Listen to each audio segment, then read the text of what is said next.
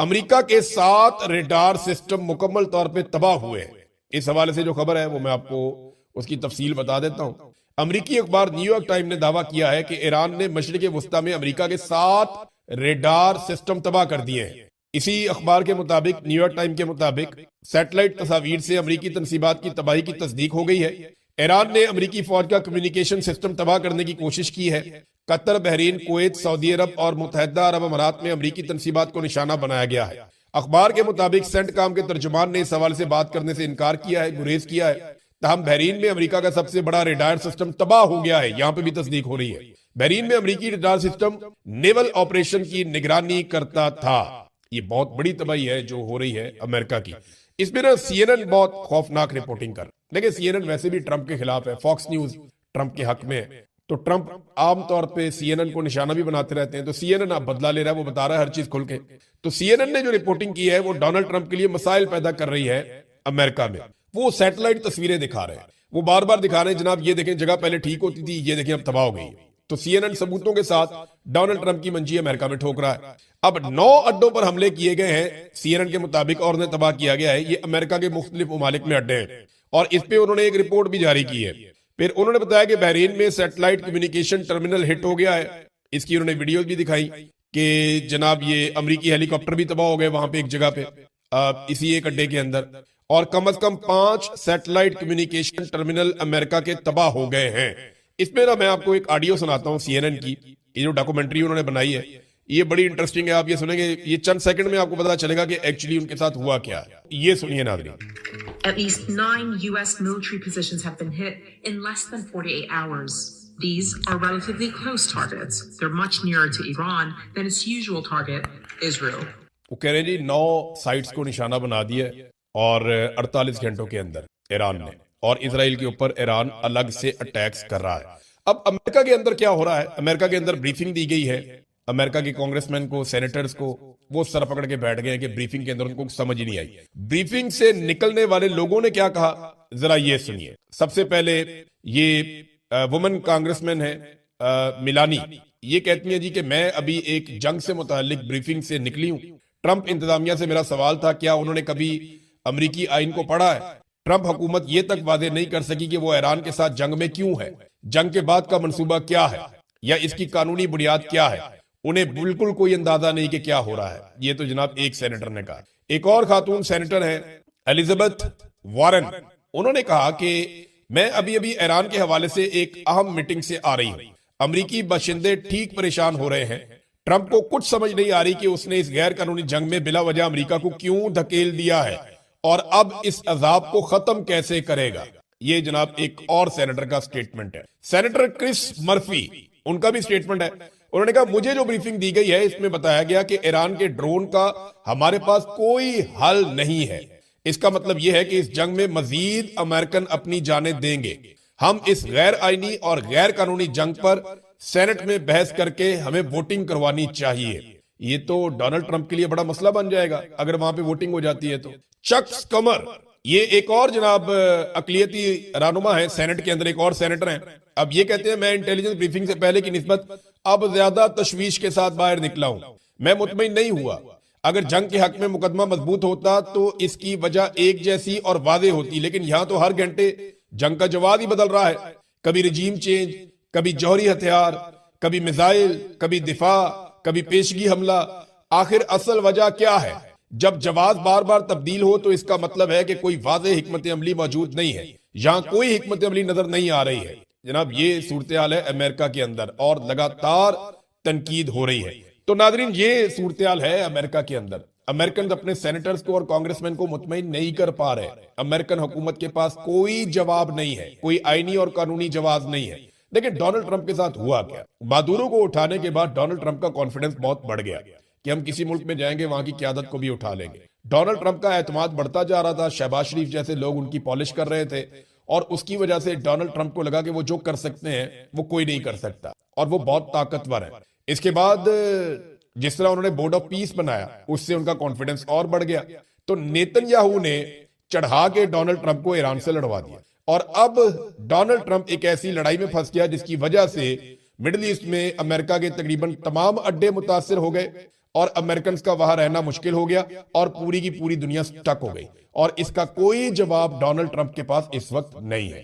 جہاں ایران کے لیے بہت بڑے بڑے چیلنجز ہیں، وہاں ڈونلڈ ٹرمپ بھی بہت بری طرح پھنس گیا ہے، اور اب بچنے کا راستہ صرف ایک ہی ہے کہ آپ کو پیچھے ہٹنا پڑے گا یا کامیابی ثابت کرنی پڑے، اور کوئی راستہ نہیں ہے۔ ناظرین، آبنائے ہرمز ابھی تک بند ہے، صرف وہاں سے چین کا تیل جا رہا ہے اور کسی کا نہیں جا رہا، اور چین کا تیل اس لیے جا رہا ہے کہ چائنا سب سے بڑا خریدار ہے ایران کے تیل کا بھی۔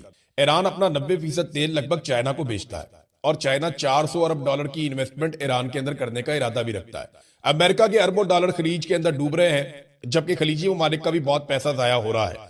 اس وقت تک کی اطلاع کے مطابق جو خلیجی ممالک کے انٹرسیپٹرز ہیں وہ ختم ہو رہے ہیں، اور ایک رپورٹ آئی ہے دا اکانومسٹ کی، وہ رپورٹ یہ بتا رہی ہے کہ خلیجی ممالک جس تیزی سے انٹرسیپٹرز کو استعمال کر رہے ہیں، اتنی تیزی سے امریکہ بنا بھی نہیں سکتا۔ وہ ایک دن میں اتنے میزائل داغ رہے ہیں خلیجی ممالک، صرف حملوں کو روکنے کے لیے، جتنے میزائل امریکہ ایک مہینے میں نہیں بنا سکتا۔ تو یہ استعمال جو ہے یہ قلت پیدا کر دے گا انٹرسیپٹرز کی، اور اس کے بعد یہ موجود نہیں ہوں گے۔ جب یہ ختم ہو جائیں گے تو پھر ایران کے پاس زیادہ فری ہینڈ ہوگا، اور ایران یہ کہہ رہا ہے کہ اس نے اپنے بہترین ہتھیار کو اس لیے بچا کر رکھا ہے کہ جب انٹرسیپٹرز ختم ہو جائیں گے تب وہ ان ہتھیاروں کا استعمال کرے گا۔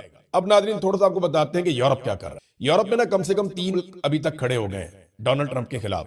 سب سے پہلے اسپین کے وزیر اعظم کھڑے ہوئے، انہوں نے سٹیٹمنٹ دیا کہ جنگ ہی غلط ہے، یہ غیر قانونی غیر آئینی جنگ ہے، اور نیتن یاہو کے خلاف انہوں نے سٹیٹمنٹ بھی دیا۔ انہوں نے کہا نیتن یاہو جو ہے یہ قاتل ہے غزہ کے بچوں کا، اور یہ جنگی مجرم ہے، اور ہم ایسی چیز کا حصہ نہیں بن سکتے، اور انہوں نے اپنے اڈے دینے سے بھی انکار کر دیا۔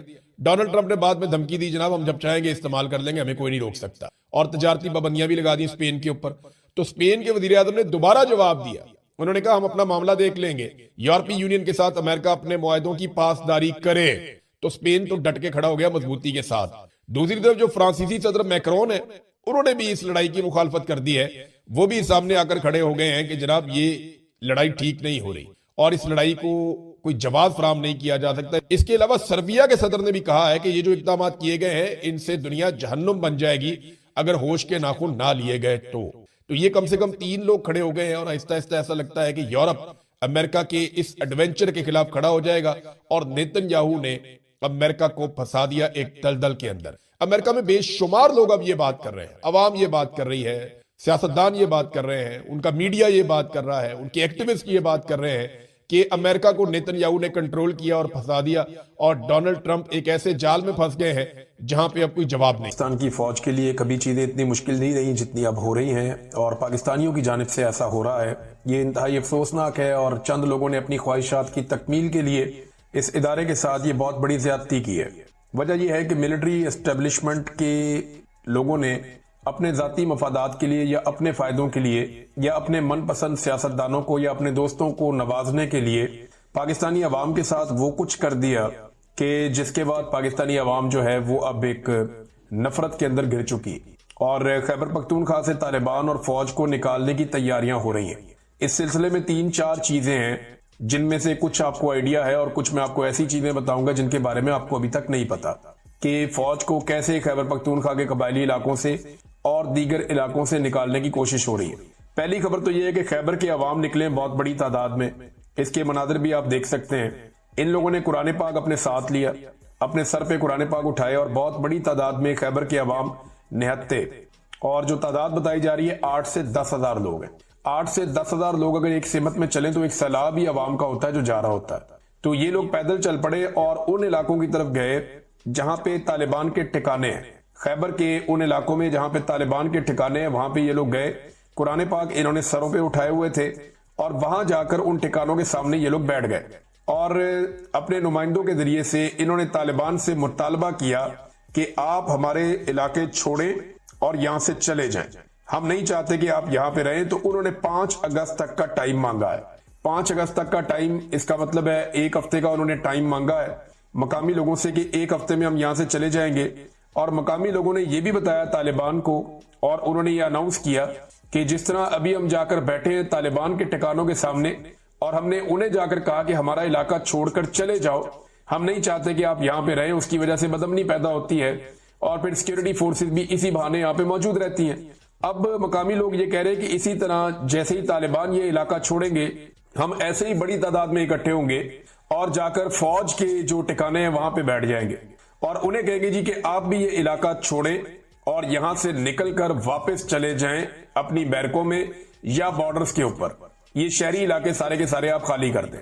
اچھا، فوج نے کس قانون کے تحت ان علاقوں پہ اپنا کنٹرول کیا، تو یہ میں اب آپ کو بتانے والا ہوں اور یہ بہت امپورٹنٹ ہے، اسے ذرا آپ غور سے سنیے گا، آپ کو سمجھ آ جائے گی۔ خیبر پختونخوا میں ایک لا ہے، اسے آپ گوگل کر کے بھی دیکھ سکتے ہیں، اس قانون کو کہتے ہیں actions in add for civil power. یہ 2011 میں اس کو ریگولیٹ کیا گیا تھا، اس وقت آصف علی زرداری کی حکومت تھی اور آصف علی زرداری صاحب نے خیبر پختونخوا کے علاقے جو فاٹا اور پاٹا ہیں ان میں قیام امن کے لیے ایک مخصوص قانون پاس کیا تھا جسے actions in add of civil power کہتے ہیں۔ یہ قانون نافذ ہونے کے بعد فوج کو بہت سارے اختیارات مل گئے تھے ان علاقوں میں، یعنی لوگوں کو اغوا کر سکتے تھے، گرفتار کر سکتے تھے، انویسٹیگیشنز کر سکتے تھے، حراست میں رکھ سکتے تھے اور وہاں پہ آپریشنز وغیرہ مختلف جگہوں پہ یہ اپنے عارضی یا مستقل ٹکانے بنا سکتے تھے۔ تو فوج کو بہت سارے اختیارات اس قانون کے تحت مل گئے تھے۔ بعد میں جب پاکستان تحریک انصاف کی حکومت آئی 2018 میں اور فاٹا مرج ہو گیا، فاٹا جب مرج ہو گیا، خیبر پختونخوا کا حصہ بن گیا، تو پھر شاہ فرمان صاحب نے ایک نوٹیفیکیشن جاری کیا تھا اور عمران خان صاحب اس کے پیچھے تھے نوٹیفیکیشن کے، یعنی عمران خان صاحب کی مرضی سے یہ نوٹیفیکیشن جاری ہوا تھا اور اس نوٹیفیکیشن کے ذریعے سے جو گورنر کا نوٹیفیکیشن تھا اس کے ذریعے سے فوج کو پورے صوبے میں یہی اختیار دے دیا گیا، actions in add of civil power. لیکن پاکستان تحریک انصاف بھی ماضی میں غلطیاں کرتی رہی ہے، یہ معاملہ عدالت کے اندر چیلنج ہو گیا تھا، ہیومن رائٹس والوں نے، پولیٹیکل پارٹیوں نے جا کے چیلنج کر دیا کہ یہ بڑی زیادتی ہے، فوج کو وہ اختیارات دے دیے گئے ہیں خیبر پختونخوا کے پورے صوبے میں جو پہلے قبائلی علاقوں میں ان کے پاس تھے 2011 میں، اور اب پورے صوبے میں ان کو وہ اختیارات دے دیے گئے ہیں۔ تو یہ انسانی حقوق کی خلاف ورزیاں ہو رہی ہیں، یہ ظلم ہے، ماورائے عدالت چیزیں ہو رہی ہیں، یہ نہیں ہونی چاہیے، اس سے دہشت گردی میں اور بے چینی میں اضافہ ہوگا۔ پشاور ہائی کورٹ نے جو فیصلہ دیا، وہ فیصلہ پشاور ہائی کورٹ نے یہ دیا کہ یہ فوری طور پہ actions in add of civil power, اس کے تحت فوج کو جو بھی اختیارات دیے گئے ہیں خیبر پختونخوا میں انہیں ختم کر دیا جائے، کیونکہ یہ انسانی حقوق کے خلاف ہے۔ میں آپ کو سادہ سادہ سمری بتا رہا ہوں، عدالت نے اسے ختم کر دیا، لیکن ایڈوکیٹ جنرل جو تھا خیبر پختونخوا کا، یعنی خیبر پختونخوا کی حکومت کا جو وکیل تھا، اس نے جا کے عدالت سے سٹے لے لیا۔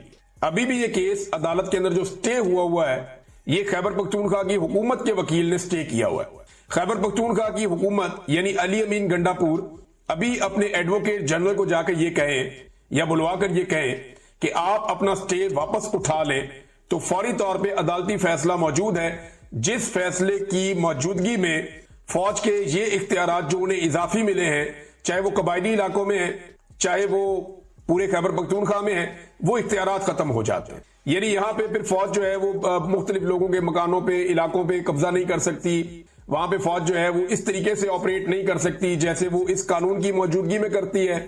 تو بہت ساری چیزیں جو ہیں ان کا لیگل کور ایک ختم ہو جاتا ہے جو اس وقت تک موجود ہے۔ لہذا پاکستان تحریک انصاف نے ہی یہ طاقت دی تھی فوج کو کہ پورے صوبے کے اندر جیسے چاہے وہ آپریٹ کرے۔ زرداری صاحب نے یہ فاٹا اور پاٹا کی حد تک دیا تھا جب آپریشنز ہو رہے تھے 2011 میں، لیکن بعد میں پاکستان تحریک انصاف نے پورے صوبے کے اندر یہ دے دیا تھا، اور پاکستان تحریک انصاف کے ہی ایڈوکیٹ جنرل نے اس معاملے پہ ایک سٹے لیا ہوا ہے عدالتی آرڈر کے خلاف۔ اگر وہ سٹے واپس اٹھا لیں تو یہ قانونی جواز ملٹری اسٹیبلشمنٹ یا فوج کے بعد ختم ہو جائے گا کہ وہ خیبر پختونخوا میں جس طرح ابھی آپریٹ کر رہی ہے اسی طرح آپریٹ کرتی رہے۔ اسی حوالے سے ایک اور بڑی ڈیولپمنٹ ہے، ایک تو مقامی لوگ یہ چاہتے ہیں خیبر پختونخوا کے فوج اپنی چھاونیاں ختم کرے جو اضافی جو آبادیوں کے اندر بن گئی ہیں، جو بارڈرز کے علاوہ وہ آ گئے ہیں مختلف علاقوں میں، تو مقامی لوگ یہ چاہتے ہیں کہ وہ معاملہ اب ختم ہو اور چیزیں نارملائز ہوں۔ اب اس کے علاوہ جو ہے پاکستان تحریک انصاف کی جانب سے بھی ایک بڑا سخت پیغام آیا ہے۔ صحافی ہیں محمد فہیم، یہ بڑے اچھے جرنلسٹ ہیں، اور انہوں نے جو ہنگامی قرارداد ہے وہ شیئر کی ہے پاکستان تحریک انصاف پروونشل سیکریٹریٹ خیبر پختونخوا سے۔ یہ جو قرارداد ہے نا، یہ بڑی امپورٹنٹ ہے، اس کو آپ کو سننا پڑے گا اور سمجھنا پڑے گا کہ ایکچولی پی ٹی آئی کرنے کیا جا رہی ہے۔ یہ بڑا سخت قدم ہے جو اب اٹھایا گیا پاکستان تحریک انصاف کی جانب سے۔ اس قرارداد کے مطابق تحریک انصاف خیبر پختونخوا کی تنظیمی کمیٹی نے پورے خیبر پختونخوا بالخصوص ضم شدہ اضلاع میں پرامن شہریوں پر جاری ریاستی تشدد بالخصوص 27 جولائی 2025 کے سانحہ تیرہ کی شدید ترین مذمت کی ہے۔ کمیٹی کا موقف متفقہ طور پہ یہ ہے کہ آئین پاکستان کے آرٹیکل 245 کے تحت طویل فوجی تعیناتی نے ایک ایسا ماحول پیدا کر دیا ہے جہاں طاقت بے قابو ہو چکی ہے اور جواب دہی عملاً غیر مؤثر